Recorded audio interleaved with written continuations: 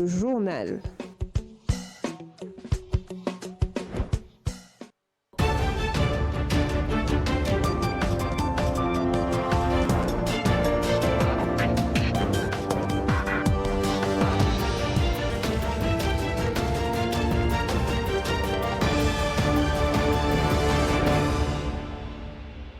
Vous faites bien de regarder les 8 heures à Lumbashi. Bienvenue à cette première édition du journal sur HK6 dont voici le sommaire. D'abord en politique, après sa suspension du Front commun pour le Congo, Bahati Lukwebo est radié complètement du FCC. L'annonce a été faite par Némi Mulanya Wilonja, coordonnateur de cette plateforme, lors d'une réunion tenue avant-hier à Kinshasa, c'était donc le lundi. Et en environnement, la ville de Lubumbashi souffre d'insalubrité dans différents coins. Les immondices amassés à l'angle des avenues Mamayemo et des usines inquiètent la population qui dénonce cette impasse. On va commencer ce journal en politique. Le Front commun pour le Congo a radié de sa plateforme l'autorité morale de l'AFDC allié Bahati Lukwebo. L'annonce a été faite à l'issue d'une réunion co-présidée par Némi Mulanya Wilonja, Ramazani Chadari, Oben Minakou et Alexis Tambwe et Mwamba. Pour mémoire, Bahati Lukwebo avait déjà pris acte de sa suspension du FCC et annoncé par la même occasion sa prise d'autonomie. Santis Feza pour le commentaire. Ils ont que 7 jours pour déterminer leur position. Le membre de la FDC et alliés doivent décider s'ils sont avec le Front commun pour le Congo ou avec Bahati Lukwebo, leur autorité morale, qui n'est plus du FCC à cause de sa détermination d'être candidat à la présidence du Sénat. Il a refusé d'obéir au mot d'ordre du chef du FCC, Joseph Kabila Kabonge, qui lui a choisi Alexis Tambwe Mwamba comme unique candidat à la course de la tête de la Chambre haute du Parlement. Les délais de 7 jours concernent plus le gouverneur, vice-gouverneur et autres mandataires de la FDC et alliés, car la décision de ces derniers déterminera leur avenir politique dans les prochains jours. Les sénateurs Bahati Lukwebo s'est dit prêt à travailler avec le président Félix Tshisekedi et avec Sylvestre Ilunga Ilukamba, Premier ministre. Ça reste l'actualité amplement discutée dans toute la République démocratique du Congo. Certains observateurs redoutent même que la crise actuelle entre les FCC et les regroupements AFDCA génère un dédoublement de cette plateforme dont le leadership est désormais disputé entre Bahati Lukwebo et Néné Koulou Magendema.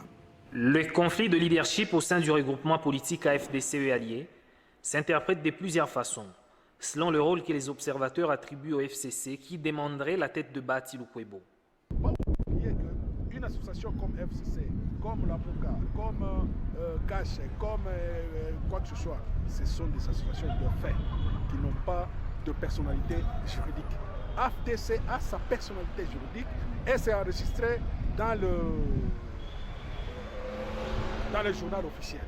Alors moi je ne vois pas comment est-ce que FCC pour le moment parviendra à procéder à ces dédoublements-là. Parce que pour le moment, les ministères dont ils se servaient pour arriver à ces dédoublements ne sont plus dans leurs mains. Il faut avoir la culture que nous connaissons à travers le monde. Les alliances se font et se défont à tout moment. Accusé de tout bord pour une possible ingérence dans des affaires internes d'une de ses composantes, le Front commun pour le Congo s'en défend. Le FCC n'est pas la justice pour trancher des questions des regroupements politiques ou des partis politiques. Chaque parti politique a son organisation, chaque regroupement a ses statuts. Ils seront jugés par rapport à ça, mais il y a une décision qui a été prise pour nous. On nous a présenté Néné Koulou comme la nouvelle présidente et la représentante de la FDCA. Nous prenons acte. C'est ça qui nous importe. C'est ça notre rôle. Nous n'avons pas à aller gérer ou créer des problèmes au sein de la FDCA. Ce n'est pas ça notre problème. FDCA, il y a des mécontents. Il y a eu, M. Bahati voulait gérer comme sa propre boutique. Et voilà les conséquences. À ce jour, l'hypothèse d'un dédoublement de la FDC n'est plus à écarter, tant l'intérêt pour le FCC de maintenir dans son giron le puissant regroupement. Le FCC a sorti son ticket complet des postulants pour le bureau du Sénat avec 6 challengers alignés pour les 6 postes réservés à la majorité parlementaire sans les caches, son allié qui n'aura aucune représentation dans ce bureau, ce qui n'enchante pas du tout la plateforme du président de la République, Richard Mulumba et Dominique Lembo. Le cap pour le changement semble indigné. Le Front commun pour le Congo ne pense pas à son allié et ce n'est pas acceptable. Aucun membre du CACH. En pratique, comprenons réellement que c'est une mascarade de coalition qui n'est pas réellement une coalition au vrai sens du mot. Une coalition qui semble à sens unique dont le FCC entretient malheureusement cette tendance. Une fois de plus, c'est une escroquerie politique de la part de ceux qui se disent nos partenaires. Même s'il fallait évoquer la question du mariage, donc c'est un mariage dans le régime matrimonial, c'est les séparations des biens.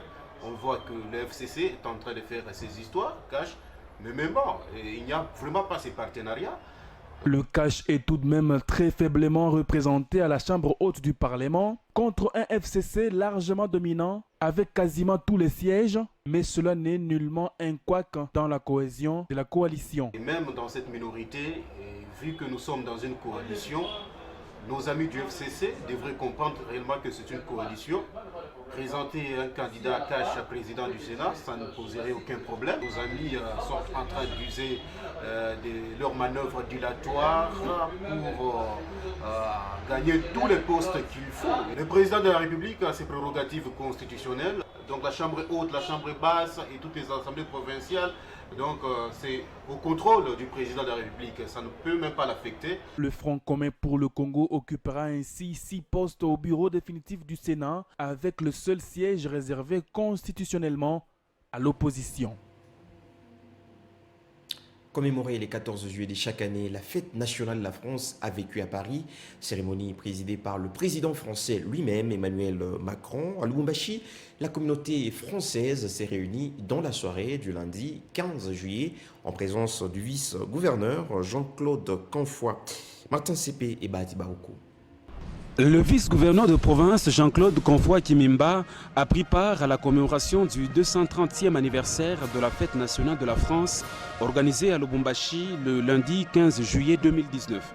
Dans son discours de circonstance, le consul honoraire de la France à Lubumbashi, David de Malta Forest, a vanté les bonnes relations qui existent entre Paris et Kinshasa, deux capitales qui ont en commun la langue française. Toute la communauté française vivant à Lubumbashi compte beaucoup dans l'amélioration du climat des affaires entre la République démocratique du Congo et la France avec l'arrivée de nouvelles autorités à la tête du pays de Lumumba. La France compte également poursuivre sa coopération avec la République démocratique du Congo, surtout dans le domaine sanitaire, dans le projet dénommé France en RDC. Et abomination à ces enfants, à ces femmes et ces hommes. J'adresse mes pensées émues et je fais le vœu que ces actes lâches et barbares prennent fin définitivement. Un tel apaisement est nécessaire pour participer au renouveau et favoriser l'unité de la nation, purifier le climat des affaires, soutenir les investissements et réveiller parmi les citoyens un vrai esprit d'entreprise. Les Français audacieux découvriront alors que la RDC offre de belles opportunités. La soirée s'est déroulée dans une ambiance particulière, attestant le bon climat qui règne entre les deux pays. Il faut noter que la République démocratique du Congo est le premier pays francophone au monde après la France.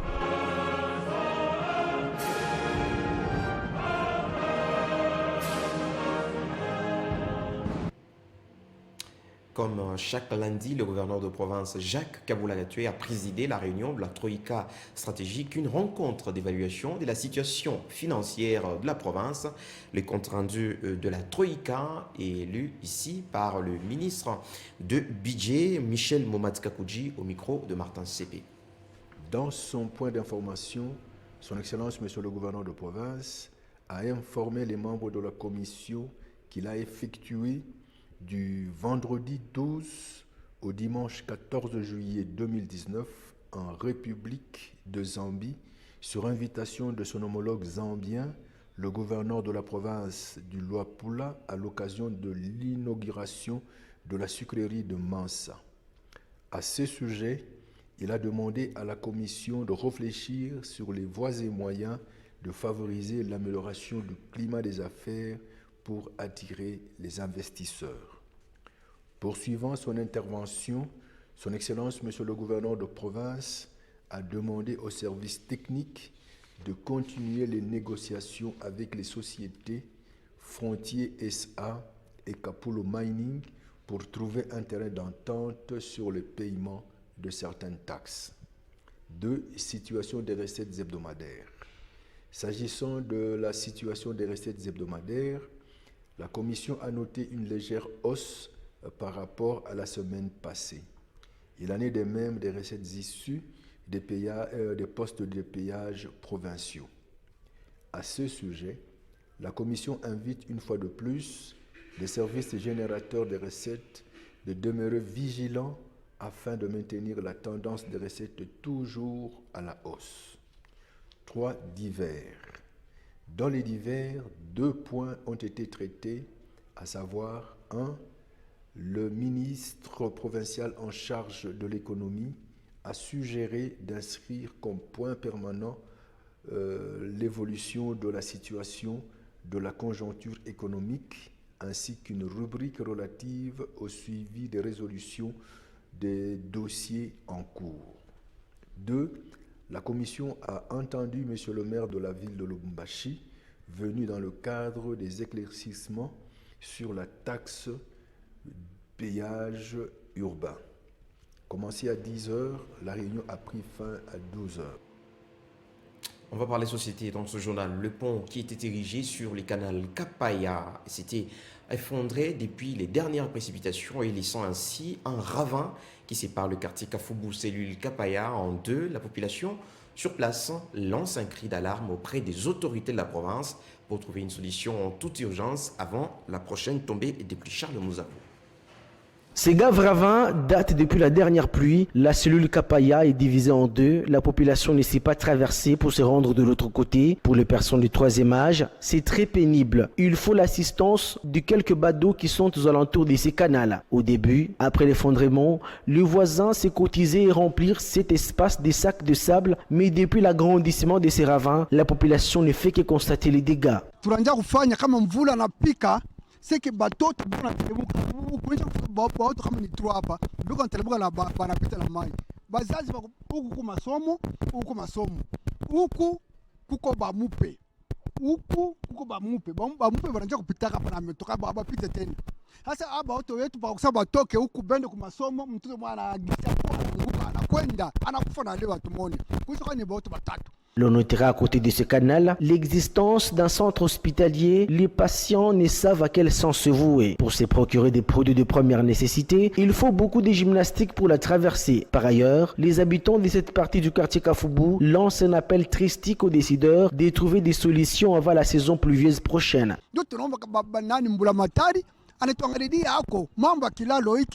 Angaraba mama hivi biko napita ni kunyangula bengine kupita nabo ndio principal ya Kapaya ni hakuna tena principal nyingine kumi tunapenda ngula matari vanduko to angali na sheto wenze kilalo kile mtu na muna kupita na batoto na banamuke na shebote. Certains ménages en profitent pour y jeter des immondices et cela n'épargnerait personne contre de plusieurs formes de maladies. Un tas d'immondices situé à l'angle des avenues Mamayemo et des usines au centre-ville de Lubumbashi dispose au plus haut point. Les passants y sont exercés des petites activités commerciales. À cet endroit, la politique d'évacuation des déchets connaît une lenteur. Christian Mouchompa et Yves Cacheta pour le reportage. Impossible de passer par ici sans se cacher le nez, suite aux odeurs pestilentielles qui envahissent cet endroit, à cause des immondices composés de déchets ménagers et autres saletés provenant de divers endroits. La lenteur observée dans l'évacuation des îlots de transit par les services habilités inquiète au plus haut point ceux qui exercent leurs activités aux alentours.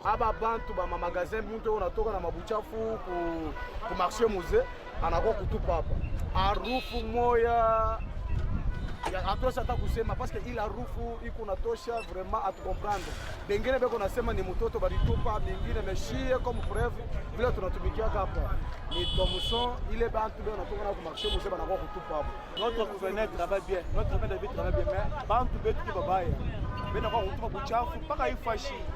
Sasa banduku yetu ya kumeri. Bana wanataka kuevacuer buchafu, beko nakawa. Il faut baba ita ku telefone juu bakuye batoshe buchafu. Tanke buchafu kuliko hata malaria, kolera, mubantu mu environnement abantu hapa. Tunapenda bale ba chef yetu bale beko kule ku HK Katanga bakuye mbele hapa batusaidie kwa kutosha buchafu. Le risque de contracter la maladie n'est pas minimisable vu le degré de dégâts que produit cet immondice.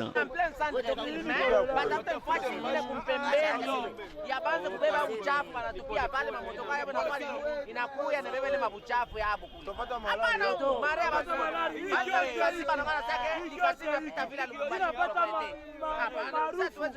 maarufu ikyote tunashinda kuikala lezi mutangaririe kwa samwe hivi bashefu betu benye baleta president Kisekedi angalie kwa mambo hii. Centre ville yote mshima ishakuwa ni buchafu, hakuna fashi ya sasa pana. Centre ville yote ishakuwa pana buchafu, angalia. Jo mu centre ville hata bagene matoka ma pays étranger banakuya. Tutawapresenter centre ville yetu jo hiviko. Mais quand même, tunalomba kwa tuko ba autorité bashima meko vraiment ile itakuwa mzuri. Mimi naona tu watoto bena logota manchu. La brigade d'assainissement a donc du pain sur la planche. Et puis, les journalistes de HK6 Héritage Télévision ont tenu une première conférence des rédactions conjointes dans la matinée d'hier mardi 16 juillet, en présence des deux dirigeants des organes de presse, HK6 et Héritage. Et c'est là après qu'ils aient visité les installations des HK6 Radio-Télévision. Christelle Kang et Marcel Goy. Mutualiser les atouts en vue d'accomplir de progrès véritables et substantiels dans la manière de produire leurs émissions. Tel est l'objet qui a réuni le professionnel de médias HK6 Héritage pour la tenue de leur premier conseil de rédaction. Dirigé par le directeur des informations HK6 Télé, en présence de deux patrons de ces chaînes audiovisuelles. Des analyses sur l'actualité. Cette séance de travail donne le go pour un partenariat à long terme et multiforme. HK6 et Héritage forment désormais une famille et qu'ensemble nous devons avoir des liens très approfondis et très étroits. Mais je voudrais demander à ODG que ceci ne soit pas une première fois, que ce soit donc le début d'une très bonne collaboration. Sentez-vous très à l'aise chaque fois que vous avez besoin de nous. Vraiment, quand on fait des choses au conseil, ça reste au conseil. Normalement, les échanges, la chaleur de ces échanges ne fait pas l'objet de débat dehors. Vous le savez, il faut être réservé, avoir de la retenue, pas dire non, ni comme Tosha, non, ça s'arrête. Et ensuite, le patron du groupe Héritage Télévision, ensemble avec les agents, ont visité les installations de la chaîne Au-delà de l'imagination. Visite guidée par Audrey Catelou, DG de cette chaîne, qui a reçu de la part de son homologue une offre pour le compte Héritage Télévision. Pour mémoire, le directeur général de HK6 Télé avait conduit la délégation de son entreprise pour une visite dans les installations d'Héritage, dont le directeur général Narcisse Kalinga a rendu l'appareil en ce jour. Ensuite, Rodrigue Catoulou a reçu dans son cabinet de travail les membres du bureau de l'Union des serviteurs des dieux œuvre des bons samaritains qui lui ont décerné un diplôme de mérite pour la reconnaissance et l'encouragement de ses qualités pour le développement. Christelle Kang et Bahati Baroukou nous en disent plus. Nous, membres du comité de l'Union des serviteurs des dieux Réseau Grâce, en sigle USDRG, œuvre de bons samaritains en Christ, décernons le présent diplôme à monsieur le DG Rodrigue Catoulou pour son implication dans les organisations en vue de soutenir dans l'exercice de ses fonctions la révolution de la modernisation de notre pays en général et de la province du Haut-Katanga en particulier. Le membre du bureau de l'Union de serviteurs de Dieu Grâce, œuvre de bons samaritains, ont décerné un diplôme de mérite au numéro 1 de la chaîne Au-delà de l'imagination. Question de la reconnaissance et de l'encouragement pour ses qualités tant intellectuelles que partisans pour le développement. Notre échange a porté sur la félicitation des l'œuvre sur le plan matériel, sur le plan des infrastructures et sur la façon dont les émissions se passent dans l'ordre et dans une discipline de la modernité. Nous avons sollicité aussi que HK6 nous accompagne dans nos actions. Nous sommes satisfaits parce que nous avons rencontré que le DG, c'est notre frère en Christ. Et il a prouvé dans ses dires et durant notre allocution, il a prouvé qu'il croit en Dieu, qui est le maître des temps et des circonstances. C'est dans l'espace de 2 semaines seulement que Rodrigue Atelo enregistre 2 diplômes à son actif. Et ça n'est fini avec ce journal pour cette matinée. Merci à vous de l'avoir suivi. Retrouvez notre journal à 12h30 sur la télévision au-delà de l'imagination. On se retrouve.